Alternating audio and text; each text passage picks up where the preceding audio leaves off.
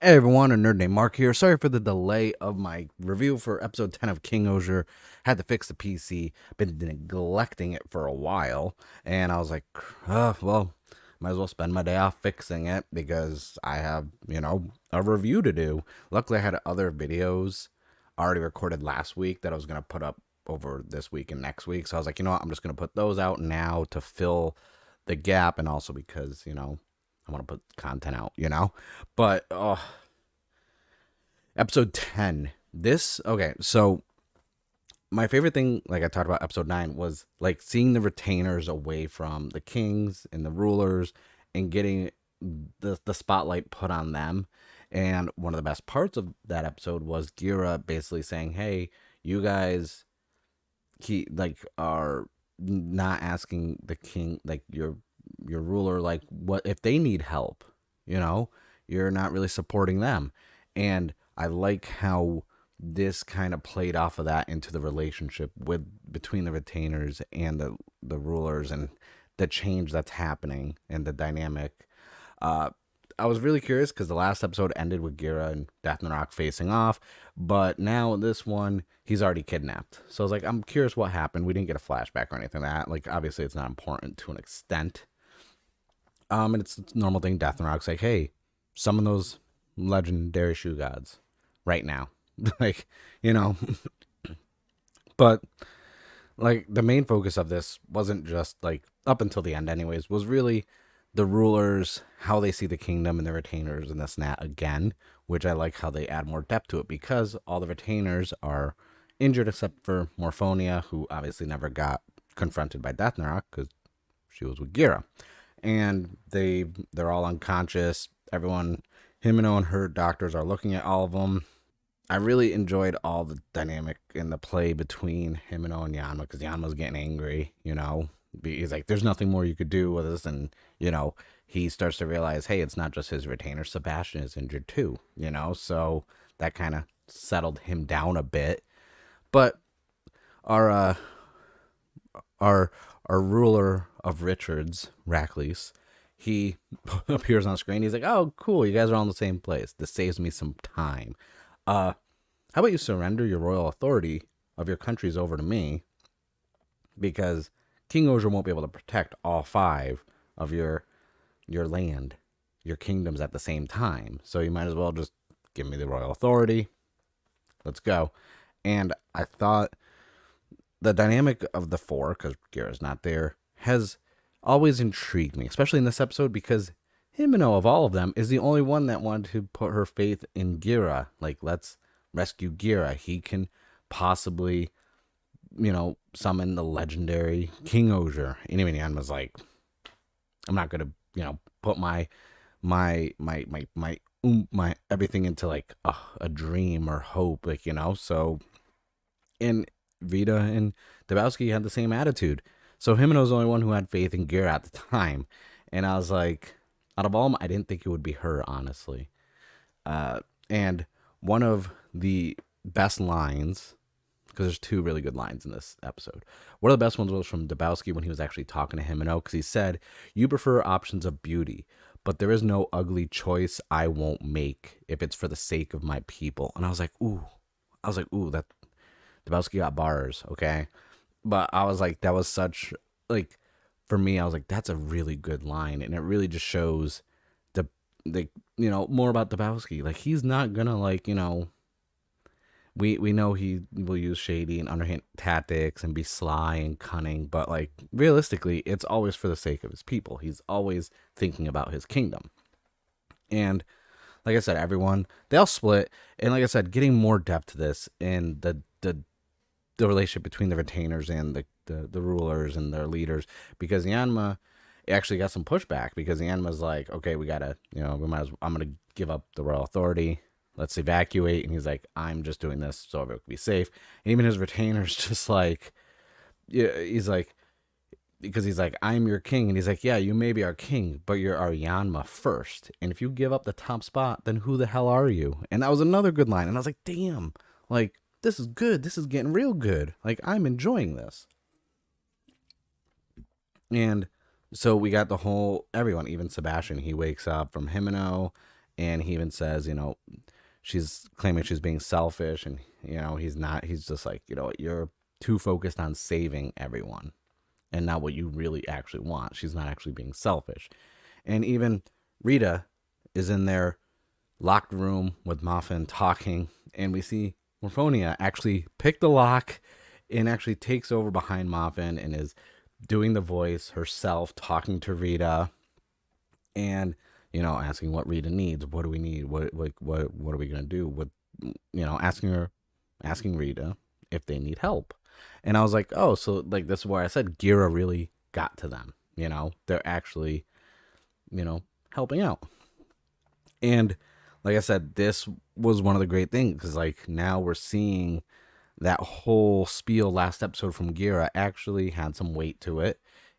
And now we're getting more of the retainers, and kind of shifting that dynamic where they're not just like a sidekick that just does whatever, the ruler says. They're just like, what do you need? What do you want? Don't think about the kingdom for a second. What do you want? Type of deal. And they stepped the action up in this one, because the rulers all leave. They're going to confront Dathnarak and get Gira back, who conveniently was already out in the open with Dathnarak, because Dathnarak once again is like, look at this, I'm going to be the ruler of Terra. I am going to be the king of Terra. And he's like, sorry, that throne's not open. Like, And everyone shows up. As they're fighting all the little Bagnarok, we're getting civilian fights. And the best part is they start doing the little motions on the Ohger caliber to transform, but they're still fighting while the jingle is playing in the background. And I liked the way they balanced the action out in this. The jingle playing was like a nice touch. And then they all obviously go into their transformation. And there's a cool little scene where each one's being introduced after they transform. And we kind of get their kingdom's logo kind of slightly transparent next to them. And I thought that was a nice touch. And I didn't think 10 episodes in we would get Dathnarak kind of like stepping up and fighting already. I mean, Dathnarak, kind of slapped around everyone last episode, but they didn't really show most of it. This time around, we're getting Gira and Dathnarak one-on-one, and it really was a great showcase for just how strong Dathnarak is, because every attack Gira did, nothing. And we even got some cool combo attacks, Dabowski and Himeno going in and slashing at the same time. We had Rita and Yanma attacking, where Rita shot an arrow, and then Yanma did a blast that combined with the arrow and stabbed Dathnarak, but barely did a scratch. But one thing I'm going to point out, the suit actors do a really good job, because you could really see the difference in personalities in the fighting style and the body language while they're in the suit, and they do such a good job. Each one is so, there's a difference in a uniqueness to their fighting style, and even how they carry themselves and how they do their attacks, where I'm just like, you know what? I like those subtle little differences. And that was it for that fight. But it was good. It didn't feel like it was too long. Pacing was just right, because we still have time left, and Dathnarak disappears as our big cocoons finally hatch, and we get some big meaty monsters coming in. And I like how each one was different. I thought, because like when you saw like the little flashes where they were like, oh, it's gonna hatch, like all 5 of the monsters looked like they were the same silhouette. I like that they were different monsters, because it just looked cool to see a different monster attacking each of the kingdoms. And so they're all like, what are we going to do? Like, King-Ohger's not enough. And the legend true gods show up, and Gira even says, hey, they're willing to help us. But then he's doubting that they can summon the legend King-Ohger, because Gira himself finally says, I'm not a king. And I was just like, you went 9 episodes with your tyrant laugh and this and that. And even Yanma points it up. He's like, oh, now, he's basically, now you don't want to go on about being yada yada. You're this tyrant, like king. Like, now all of a sudden you choose not to go that way. And that kind of, even, Himeno says something like this, that. And then all of a sudden Gira just snaps. He does his laugh. He goes into this tyrant king spiel and how he's going to conquer the world. And I always love when he switches, the way he switches it up.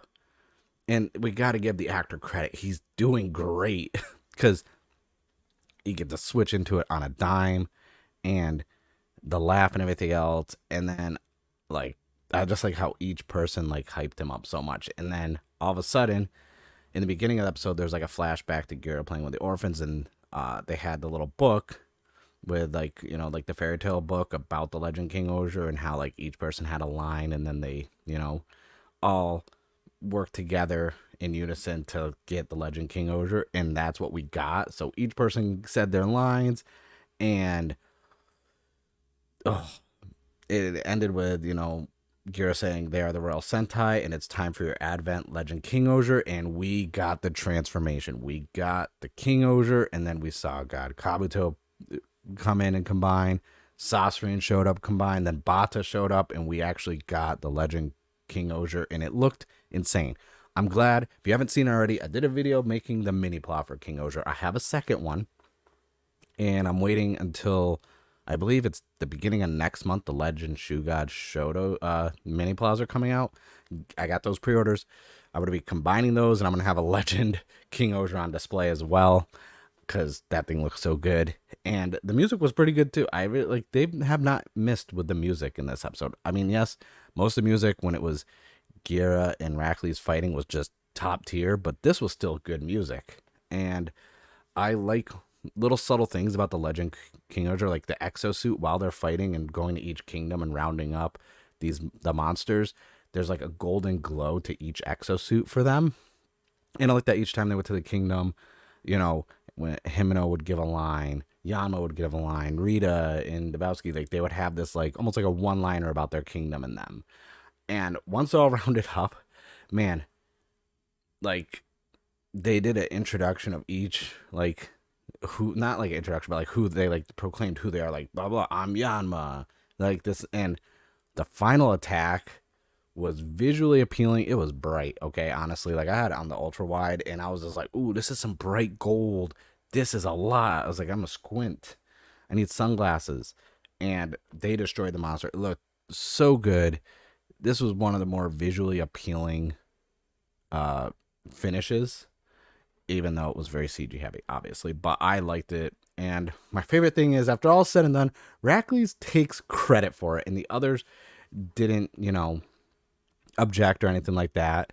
And Gira's still in hiding. I think, they're all playing, everyone's playing a little chess on each other right now. And I'm all for it. And even Death and Rock was, like, okay, he had a backup plan.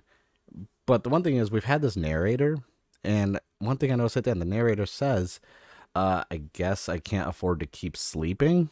And obviously we know from the scans that's the sixth and Jerome and stuff like that. But all in all, this episode was so good. I really enjoyed it. It's just, I like, because I was curious how like the pacing and everything would work, but like adding in retainers and having that back, like everything with them in episode 9, and then having it continue into their character growth in episode 10. I'm looking forward to where it's going to go even more. I don't feel like anything seems rushed right now. And it's just a really solid show. 10 episodes in, I'm really enjoying it. Let me know in the comments below what you think about this episode, and what the Legend King-Ohger looked like. I'm curious if they're going to summon the Legend King-Ohger every time now, or if it's like they need to recharge. What's going on with that? And for everyone who commented on any videos this week, my computer's been down. It's back up now. I'm going to start replying to comments. It's really tough to do it on the phone app, because I just don't like the YouTube app on my phone. But I thank you guys for watching. I will see you guys in the next video.